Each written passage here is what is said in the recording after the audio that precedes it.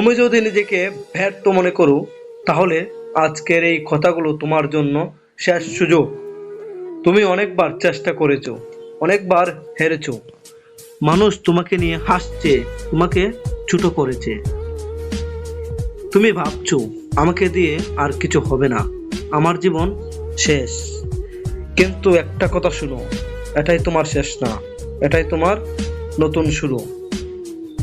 এই পৃথিবীতে যত সফল মানুষ আছে, তারা সবাই একসময় ব্যর্থ ছিল।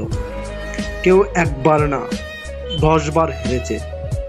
কিন্তু তারা একটা কাজ করেছে, তারা থামেনি। আর তুমি তুমি একবার হেরে গিয়ে বসে গেছো, নিজেকে শেষ মনে করেছো। এটা ভুল, একদম ভুল। যে মানুষ পরে গিয়ে উঠে দাঁড়ায়, সেই আসল যোদ্ধা। আর যে পরে গিয়ে বসে থাকে, সে কখনো জিততে পারে না। তুমি হয়তো একা, তোমার পাশে কেউ নেই, তোমাকে কেউ বিশ্বাস করে না। কিন্তু তোমার একটা জিনিস আছে, তোমার শেষ সুযোগ। এই সুযোগটা তুমি নষ্ট করলে, তাহলে সত্যি সব শেষ। উঠে দাঁড়াও, এখনই দাঁড়াও। আজকে যদি তুমি আবার শুরু করো, তাহলে তোমার জীবন বদলাতে পারে। আজকে যদি তুমি আবার লড়ো, তাহলে কেউ তোমাকে থামাতে পারবে না।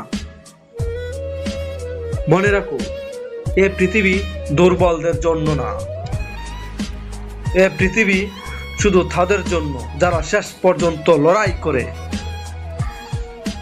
একদিন তুমি কাঁদবে যদি আজকে চেষ্টা না করো, আর একদিন তুমি হাসবে যদি আজকে নিজেকে বদলে ফেলো।